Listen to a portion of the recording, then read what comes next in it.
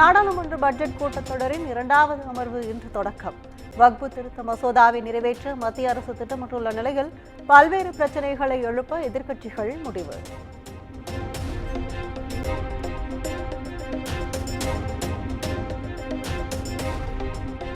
நாடாளுமன்றத்தில் இன்று மணிப்பூர் வன்முறை, ஒரே நாடு ஒரே தேர்தல் திட்டத்திற்கு எதிர்ப்பு தெரிவிக்க காங்கிரஸ் கட்சி திட்டம்.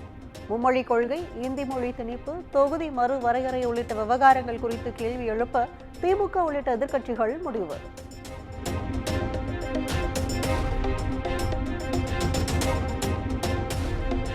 துபாயில் நடைபெற்ற பரபரப்பான ஆட்டத்தில் நியூசிலாந்தை வீழ்த்தி சாம்பியன்ஸ் டிராபியை 3வது முறையாக வென்றது இந்தியா. 2013ஆம் ஆண்டுக்கு பிறகு மீண்டும் கோப்பையை முத்தமிட்டது இந்திய கிரிக்கெட் அணி.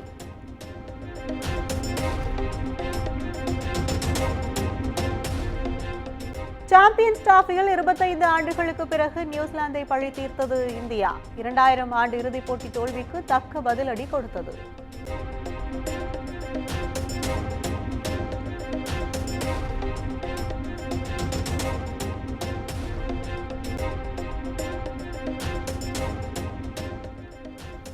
இரண்டு நாள் பயணமாக செங்கல்பட்டு மாவட்டத்திற்கு செல்கிறார் முதலமைச்சர் மு.க. ஸ்டாலின். பையனூர் சிப்காட்டில் அமைக்கப்பட்டுள்ள கோத்ரேஜ் ஆலையை இன்று காலை திறந்து வைக்கிறார்.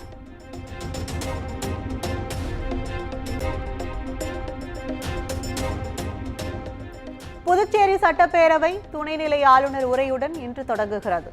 வரும் 12ஆம் தேதி பட்ஜெட்டை தாக்கல் செய்கிறார் முதலமைச்சர் ரங்கசாமி.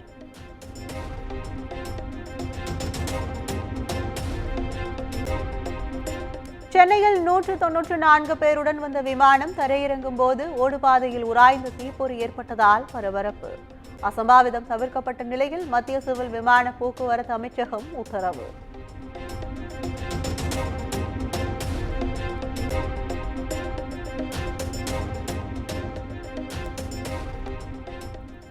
திருவப்பூர் முத்துமாரியம்மன் கோயில் திருவிழாவையொட்டி புதுக்கோட்டத்தில் மாவட்டத்தில் இன்று உள்ளூர் விடுமுறை.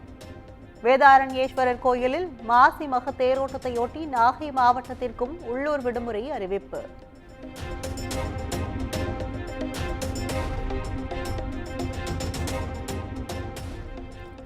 தேசிய கல்விக் கொள்கையில் எந்த மொழியும் திணிக்கப்படவில்லை என மகாராஷ்டிர ஆளுநர் சி.பி. ராதாகிருஷ்ணன் பேட்டி. தமிழகத்தை பொறுத்தவரை அனைத்துமே அரசியலாக்கப்படுவதாகவும் குற்றச்சாட்டு.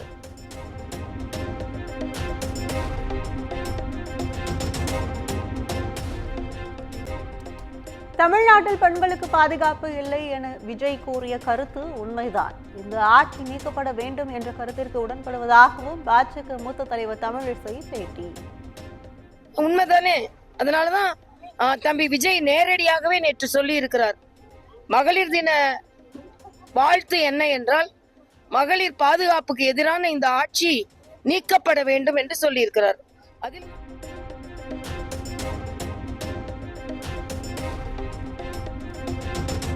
தென்கிழக்கு வங்கக்கடல் பகுதியில் உருவாகியுள்ள வளிமண்டல மேலடுக்கு சுழற்சி கடலோர தமிழகத்தில் ஒரு சில இடங்களிலும், உள் தமிழகத்தில் ஓரிரு இடங்களிலும் இன்று லேசானது முதல் மிதமான மழைக்கு வாய்ப்பு.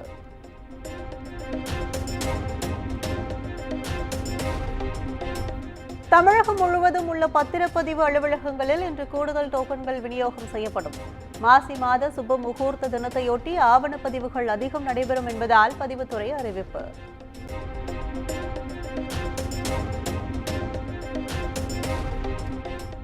கள்ளக்குறிச்சி மாவட்டம் உளுந்தூர்பேட்டை அருகே டிராக்டரின் பின்பக்கம் ஆம்புலன்ஸ் மோதி விபத்து. நோயாளி உள்பட படுகாயமடைந்த 3 பேருக்கு மருத்துவமனையில் சிகிச்சை.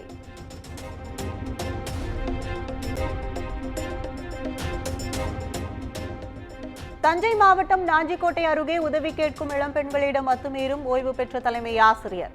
அத்துமீறலில் ஈடுபடும் வீடியோ காட்சிகள் வெளியான நிலையில் நடவடிக்கை எடுக்க பாதிக்கப்பட்ட பெண்கள் வலியுறுத்தல்.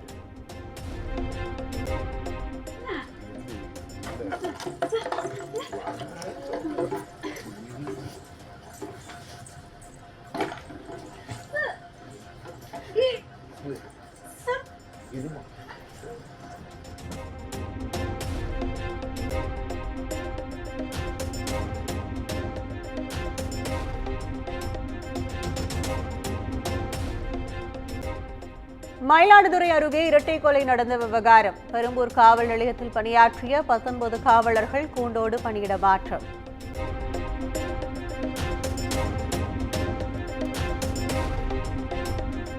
காஞ்சிபுரம் பேருந்து நிலையத்தில் தவறுதலாக வேறு பேருந்தில் ஏறிய முதியவர் அரசு பேருந்து நடத்துனர் ஆபாச வார்த்தைகளால் திட்டி கீழே இறக்கிவிட்டதாக குற்றச்சாட்டு.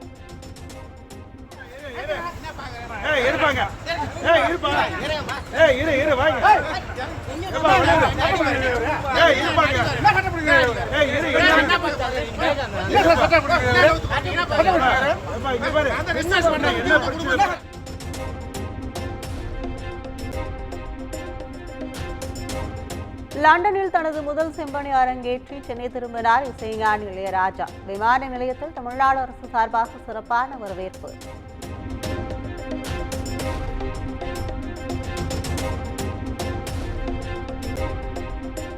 சிம்பொனி இசையை அரங்கேற்றி தமிழ்நாட்டிற்கு மட்டுமல்ல ஆசிய கண்டத்திற்கே இளையராஜா பெருமை தேடி தந்திருக்கிறார். இளையராஜா பெருமை மிக்க அடையாளம் என்றும் அமைச்சர் தங்கம் தென்னரசு புகழாரம்.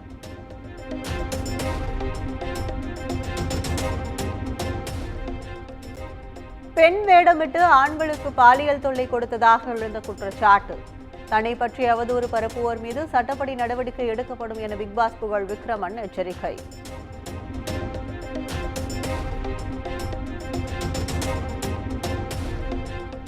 தெலங்கானாவில் சுரங்க விபத்தில் சிக்கிய 8 தொழிலாளர்களில் ஒருவரின் உடல் மீட்பு. குர்பிரீத் சிங் குடும்பத்திற்கு 25 லட்சம் ரூபாய் இழப்பீடு வழங்கப்படும் என அம்மாநில முதலமைச்சர் ரேவந்த் ரெட்டி அறிவிப்பு.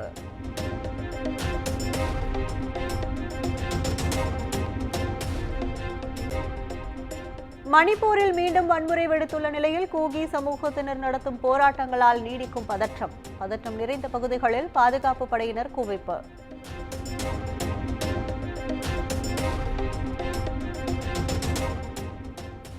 கனடாவின் புதிய பிரதமராக லிபரல் கட்சியின் தலைவர் மார்க் கார்னி தேர்வு.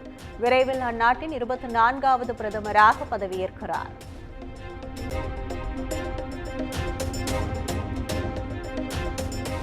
அமெரிக்கா கைவிட்ட நிலையில் உக்ரைன் மீது ரஷ்யா ஏவுகணை தாக்குதல். டொனட்ஸ்க் பிராந்தியத்தில் நடத்தப்பட்ட தாக்குதலில் 23 பேர் உயிரிழந்ததாக தகவல்.